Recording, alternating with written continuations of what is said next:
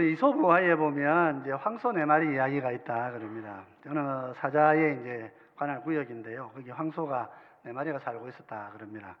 이제 한 마리씩 싸우면 뭐 사자가 질 리가 없는데 이 네 마리가 같이 뭉쳐 있으니까 사자가 도저히 잡아먹을 수가 없는 거예요. 이제 머릿속으로 생각하다가 이제 한 마리 작전을 세웁니다. 지나가다가 황소 한 마리한테 이렇게 말합니다. 야, 다른 소들이 네 흉보더라. 이렇게 얘기를 합니다. 사자는 돌아다니면서 이제 다른 소를 만나면 또 그렇게 말합니다. 쟤들 너 흉보던데 이렇게 얘기합니다. 사자들은 이 소들은 이제 사자의 말을 들으니까 마음이 흔들리기 시작합니다. 눈치가 보이기도 하고요. 그래서 각자가 다 생각합니다. 저것들이 나를 왕따를 시키고 있구나. 그렇게 생각을 합니다. 그러다가 어느 날부턴가 소들이 같이 있지 않고 흩어져서 하나씩 따로 다른 데서 혼자 풀을 뜯어먹기 시작합니다.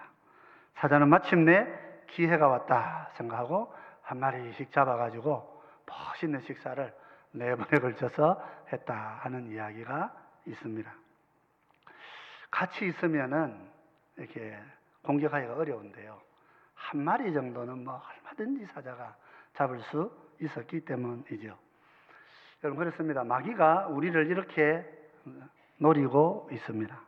서로 간의 관계를 이간하고, 그래서 혼자 고립시켜가지고 결국은 믿음을 무너뜨리려고 우리 주변에 눈을 부라리고 있는 것입니다.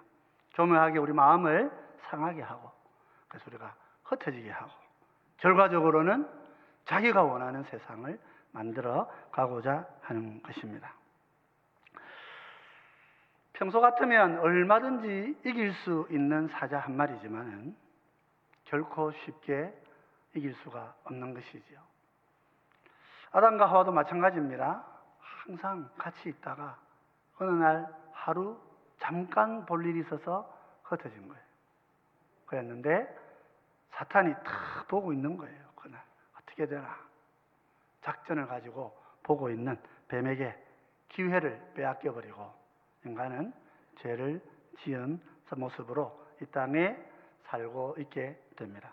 같이 있었다면 얼마든지 이길 수 있었을 것인데 혼자 외롭게 있다가 먹혀버리고 만 것이지요. 그럼 우리는 어떻게 싸움을 이겨야 할까요? 오늘 사도는 우리에게 이렇게 조언합니다. 부르심 받은 일에 합당하게 행해야 된다. 그렇게 얘기합니다. 1절을 보면 이렇습니다. 에베소 4장 1절인데요. 그러므로 주 안에서 갇힌 내가 너희를 권하노니. 사실 감옥에 있는 분이죠. 이제 옥중에 갇혀서. 그래서 우리 에베소서를 옥중서신이라 그렇게 우리가 부릅니다. 주 안에서 갇힌 내가 너희를 권하노니 너희가 부르심 받은 일에 합당하게 행하라. 그렇게 말씀하십니다. 하나님은 우리를 자기 백성으로 불러주십니다. 범죄하여서 사탄의 다스림 안에 있는 우리를 하나님의 백성으로 불러주시는 것입니다. 하나님의 자녀가 되라고 하시는 것입니다. 그리고 우리가 가야 될 삶의 방향을 말씀해 주시는 거예요. 에베소서 2장 18절에는 부르심의 방향을 이야기합니다. 같이 한번 읽어볼까요? 이는 그로 말미암아 우리 둘이 한 성령 안에서 아버지께 나아감을 얻게 하려 하심이라. 하나님께서 우리를 불러주신 이유는 둘이 하나가 되어서 함께 성령 안에서 하나님께 아버지의 품을 향해 나아가도록 그렇게 하려고 부르신 것이다. 우리는 혼자 가는 것이 아닙니다. 함께 가는 것입니다. 함께 가려고 서로를 붙들어야 하는 것입니다. 사실 에베소서 본문에서 이 두 사람은 누구냐? 한쪽 사람은 이방인들입니다. 또 한쪽 사람들은 유대인들입니다. 서로 너무도 다르게 살아온 두 종류의 사람들이에요. 그 세상은 사람들이 이제 항상 두 부류로 나누죠. 우리 아니면 다 남입니다. 유대인들은 항상 유대인들 아니면 다 이방인들 그렇게 나눕니다. 근데 하나님의 뜻은 무엇입니까? 유대인과 이방인이 서로 하나가 되어서 한 성령 안에서 함께 하나님께 나오는 것입니다. 예수님께서 예루살렘 성전에 올라가시던 그날 성전은 지저분하고 더럽고 양 들고 짐승 팔고 하는 걸로 혼잡스러웠습니다. 근데 예수님께서 나무라신 것은 한 가지입니다. 내 집은, 내 아버지의 집은 만민이 기도하는 집이라 하지 않았느냐. 근데 만민이 기도하지 않고 유대인들만 모이고 있었던 것이란 말이죠. 아직까지는 종말의 시간이 아니란 말입니다. 주님께서 유대인과 이방인이 만민이 아버지 앞에 예배 드리는 날을 원하시는 거예요. 그래서 우리는 서로가 함께 모일 줄 알아야 됩니다. 우리 한국 사람도 마찬가지입니다. 제가 네덜란드 교수님한테 공부를 했는데요. 네덜란드 사람들은 좀 성향이 어떻습니까? 이렇게 질문을 했는데 교수님이 그렇게 얘기했어요. 우리 네덜란드 사람들은 두 사람이 모이면 교회를 세 개를 세웁니다. 그렇게 얘기를 하시더라고요. 처음에 같이 했다가 각자 하나씩 더 세우니까 세 개가 돼버린다. 그렇게 이야기를 하시더라고요. 우리는 어떤가요? 대한민국은 좀 어떤가요? 우리는 하나 될 줄 아는 사람들인가요? 주님께서는 우리가 함께 주님 앞에 나오기를 원하신다. 그렇게 말씀하고 있습니다. 어떻게 함께 갈 수 있습니까? 새 성품이 필요하죠.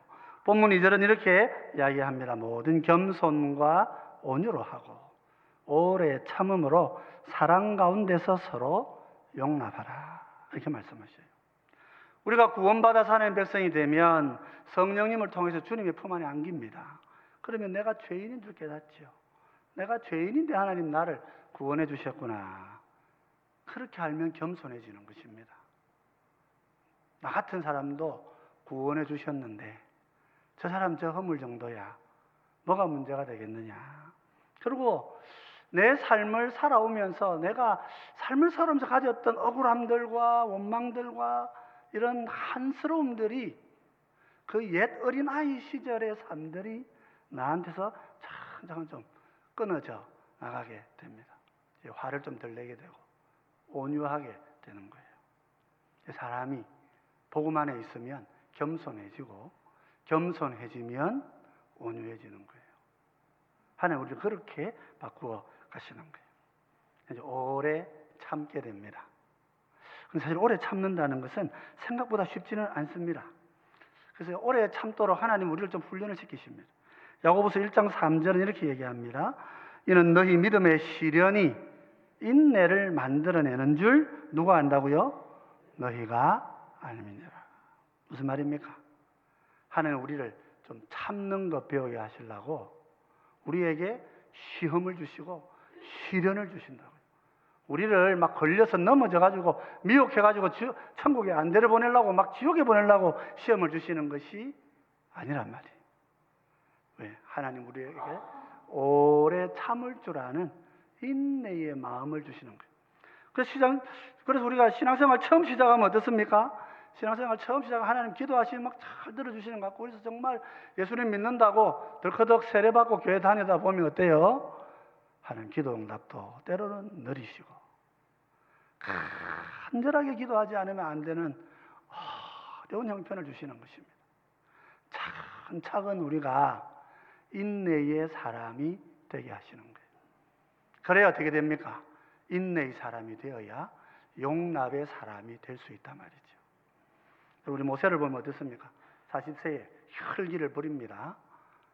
자기 민족 괴롭히는 애굽 관리 때려 죽여버립니다. 뭐 어제 잘못이 둘러가 죽었다 이렇게 할 수도 있고 어쨌든 뭐 힘을 부려가지고 때려 죽입니다. 그리고 쫓겨나요.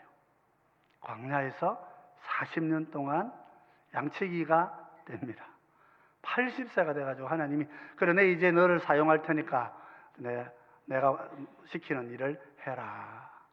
80이 되니까 이제 힘이 다 빠져가지고 하나님이 뭐라 그래요? 저는 못합니다.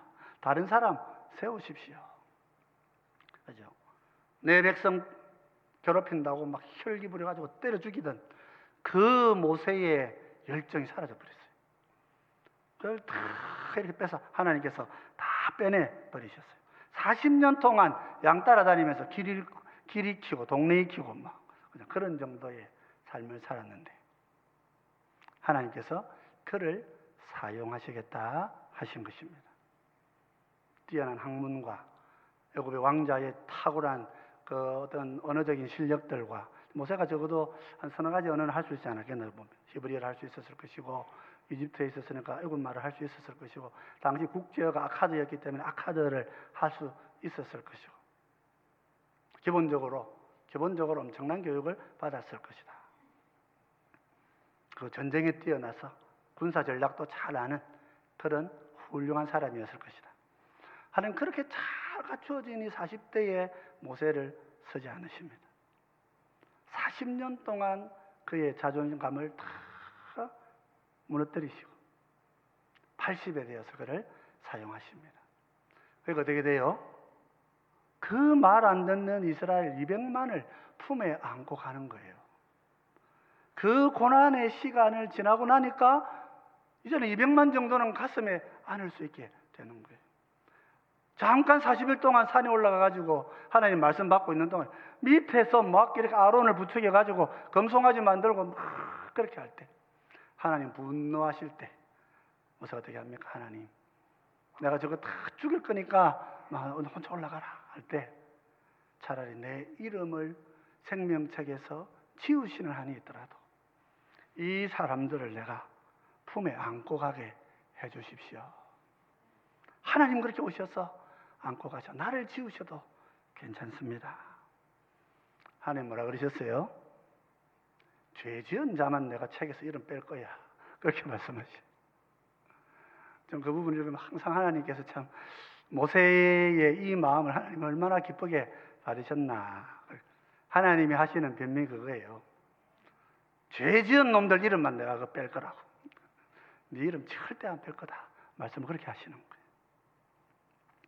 여러분 그렇습니다. 오래 참는 마음은 쉽게 생기지는 않습니다.